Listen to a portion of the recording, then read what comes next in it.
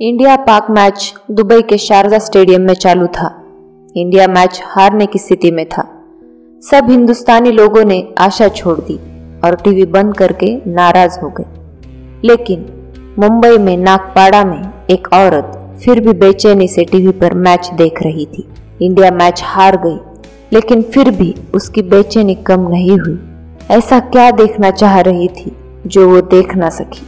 तो उसे देखना था अंडरवर्ल्ड का बड़ा डॉन दाऊद का मर्डर, और वो भी लाइव शारजा स्टेडियम के अंदर से।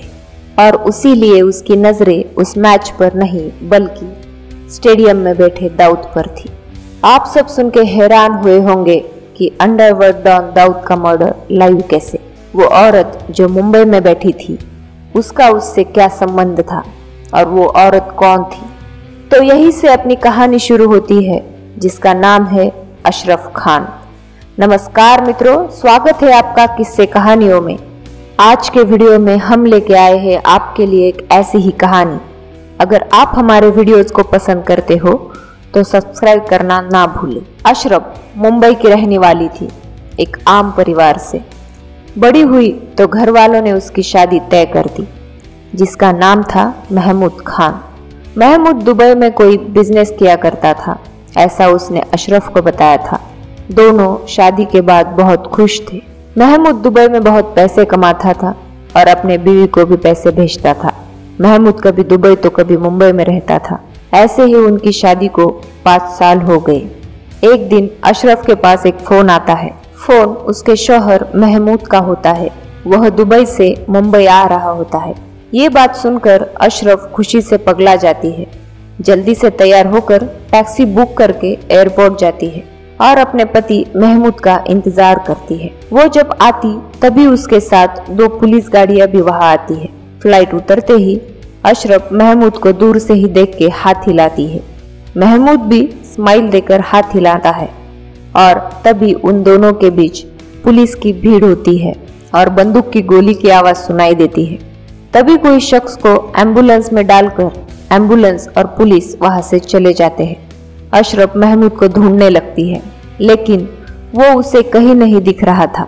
लोगों ने बोला कि कुछ लोग घायल हुए हैं, उन्हें अस्पताल ले जा गया है। अशरफ अस्पताल गई तो उसे वहां पता चला कि जो पुलिस की गाड़ियां थी वो महमूद के लिए ही आई थी और पुलिस ने उसका एनकाउंटर किया था। महमूद की लाश से अशरफ को मिलवाया गया। अशरफ के सर पर पहाड़ी टूट पड़ा था। महमूद कौन सा बिजनेस करता था ये बात अशरफ को बिल्कुल भी पता नहीं थी। लेकिन अगले दिन जब पुलिस कॉन्फ्रेंस में और अखबारों में उसे ये बात पता चली कि उसका पति महमूद खान असल में डॉन दाऊद इब्राहिम के लिए काम करता था, अशरफ के लिए ये सब किसी सदमे से कम न था। उसी पर उसे ये भी पता चला कि महमूद का एनकाउंटर दाऊद के इशारों पर मुंबई पुलिस ने करवाया था। लेकिन अशरफ को एक सवाल मन में खा जा रहा था, जो आदमी दाऊद के लिए काम करता था वही उसे क्यों मरवाएगा? उसका जवाब भी उसे मिला कि दाऊद ने महमूद को एक काम दिया था और महमूद ने वो काम करने के लिए मना किया था और उसी वजह से दाऊद ने महमूद को मरवाया। अगले दिन जब उसे दफनाया गया तब वहाँ एक बुजुर्ग ने अशरफ से यही बात कही और अब अशरफ का इस बात पर यकीन हो गया। जैसे ही अशरफ को यकीन हुआ उसने महमूद की खून का बदला लेने की कसम खाई। लेकिन कहा एक आम और अकेली महिला और कहा दाऊद। अब वह बदला लेने के लिए दाऊद के दुश्मनों को खोजने लगी। उस दौरान उसकी मुलाकात हुसैन उस्तरा से हुई। हुसैन भी दाऊद को अपना दुश्मन मानता था। उस्तरा चलाने में वह माहिर था, इसलिए उसके नाम के आगे उस्तरा लगाया गया। हुसैन भी एक माफिया के नाम से मशहूर था। अशरफ ने हुसैन उस्तरा से हत्यारे और गन चलाने की ट्रेनिंग ली। हुसैन ने उसे अरुंगौली भी दाऊद से नफरत करता है ये बात बताई। अशरफ अरुंगौली से मिलने भी गई, लेकिन अरुंगौली ने उसे मदद नहीं की। मराठी लोग मुस्लिम लोगों पर भरोसा नहीं करते, ये बात हुसैन ने अशरफ से कही। उसके बाद से अशरफ ने नाम बदलने का सोचा। दाऊद को मारने का अशरफ का सपना था, इस वजह से उसने अपना नाम सपना रखा। ऐसा नाम जो मराठी और मुस्लिम दोनों में होता है, और उसके बाद से अशरफ सपना दीदी नाम से पहचानी गई। दाऊद को मारना होगा तो पहले उसके धंधे और अड्डे खत्म करके उसे कमजोर करना पड़ेगा, ये बात हुसैन ने सपना से कही। फिर सपना पुलिस को खबरी का काम भी करती थी। जहां कहीं दाऊद का अवैध धंधा और अड्डा दिखता वो पुलिस को खबर करती। ऐसे खबरों से बहुत रेड पड़े और दाऊद को उससे बहुत नुकसान हुआ। लेकिन सपना का मेन मकसद तो दाऊद को मारना था, लेकिन उसे साथ देने वाला हुसैन, उसने उसे उसकी इतनी पहुंच नहीं है और कोई पुलिस वाला तुझे इस बात की इंफॉर्मेशन देगा, ऐसा कहा।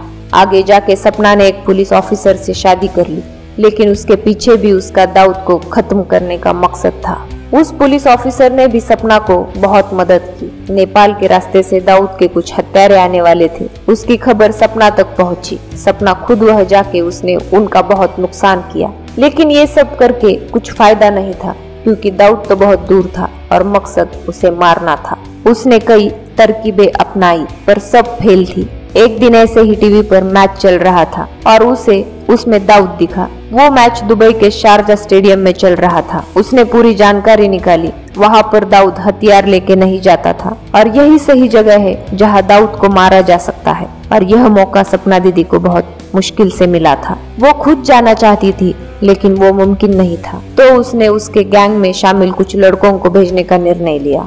लड़के चाकू चलाने में माहिर थे। पूरी योजना बनाने के बाद उसी की गैंग में से किसी ने इस योजना के बारे में दाऊद को खबर दी। और एक दिन जब सपना दीदी अपने घर में अकेली थी, तब रात को दाऊद के कुछ गुंडों ने आकर उसकी बेरहमी से हत्या कर दी।